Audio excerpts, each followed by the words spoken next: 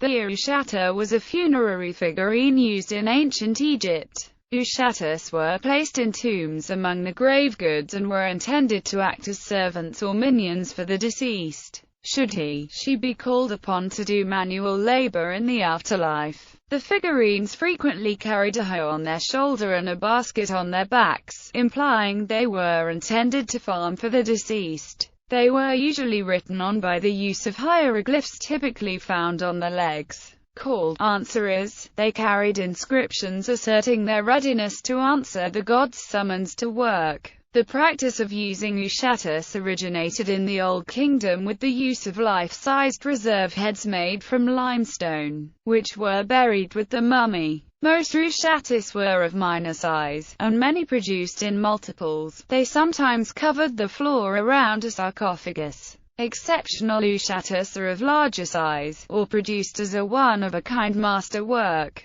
Due to the Ushabti's commonness through all Egyptian time periods, and world museums' desire to represent ancient Egyptian art objects, the Ushabti is one of the most commonly represented objects in Egyptology displays. Produced in huge numbers, Ushabtis, along with scarabs, are the most numerous of all ancient Egyptian antiquities to survive. Etymology and usage of the terms. The term Ushabti applies to these figures prior to the 21st dynasty of Egypt but after the end of the First Intermediate period, and really only to those figurines inscribed with Chapter 6 of the Book of the Dead. Otherwise, they might better be defined by the generic term, funerary figurines. The Shabtis were servant figures that carried out the tasks required of the deceased in the underworld. The Ushabtis were not effective because of their artistry, they were effective because of the inscriptions they bore. As a result of the ancient Egyptian belief that anything written down was true, writing was thought to change wishes and thoughts into actions.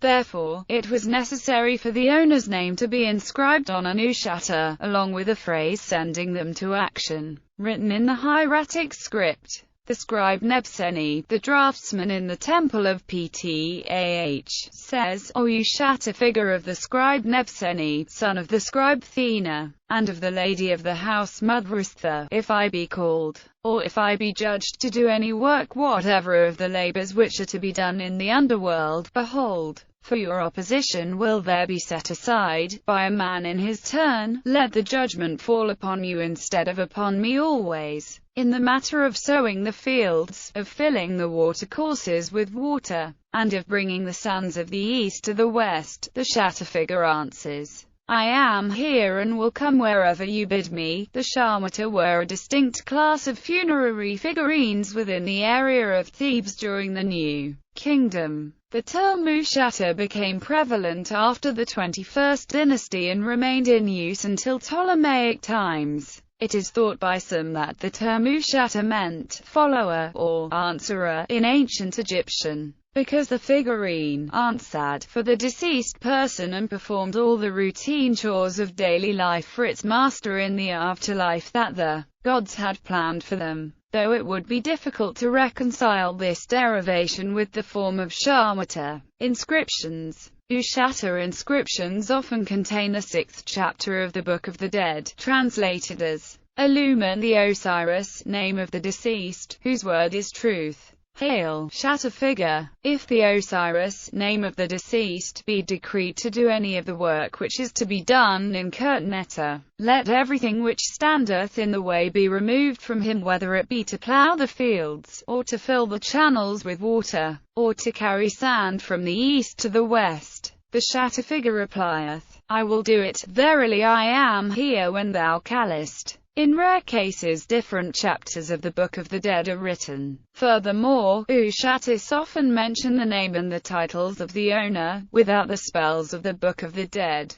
before being inscribed on funerary figurines. The spell was written on some mid-12th dynasty coffins from Deir el-Bersha, and is known today as spell 472 of the coffin texts. History of usage. Mentioned first in spell 472 of the coffin texts. They were included in the grave goods of the dead as small figurines since the reign of Mentuhotep II of the 11th dynasty. Some think that originally they may have symbolically replaced genuine sacrificial burials. A somewhat improbable theory, as centuries had passed between the last known sacrificial burials and the appearance of the Ushabtis. They were generally distinguished from other statuettes by being inscribed with the name of the deceased, his titles, and often with spell 472 of the coffin texts or the speech of the Ushabti figure found in Chapter 6 of the Book of the Dead. In the 18th dynasty during the reign of Amenhotep IV, the figurines were inscribed with an offering addressed to the sun disk, Aten, rather than the traditional speech of the Ushabti figure. The Ushabti was believed to magically animate after the dead had been judged, and work for the dead person as a substitute laborer in the fields of Osiris. From the New Kingdom onwards, it was often referred to as servant. From the 21st dynasty on, Ushabtis became common and numerous in graves. In some tombs the floor was covered with a great many Ushabti figurines. In others, the Ushabtis were neatly packed into Ushabti boxes. At times, several hundred Ushabti were placed in a deceased ancient Egyptian's tomb. But pharaohs had considerably more of these servants than commoners, and King Taharqa had more than 1,000.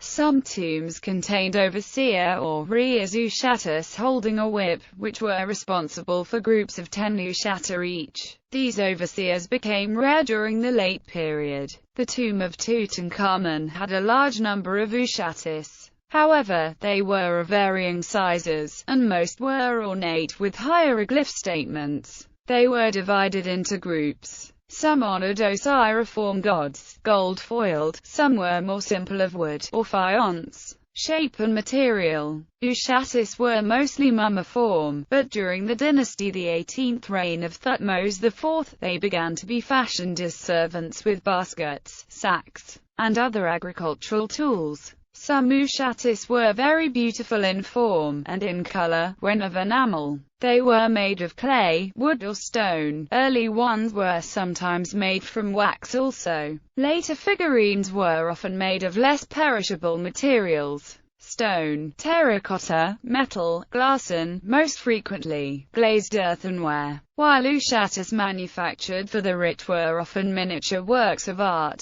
The great mass of cheaply made Ushabtis became standardized, made from single molds with little detail.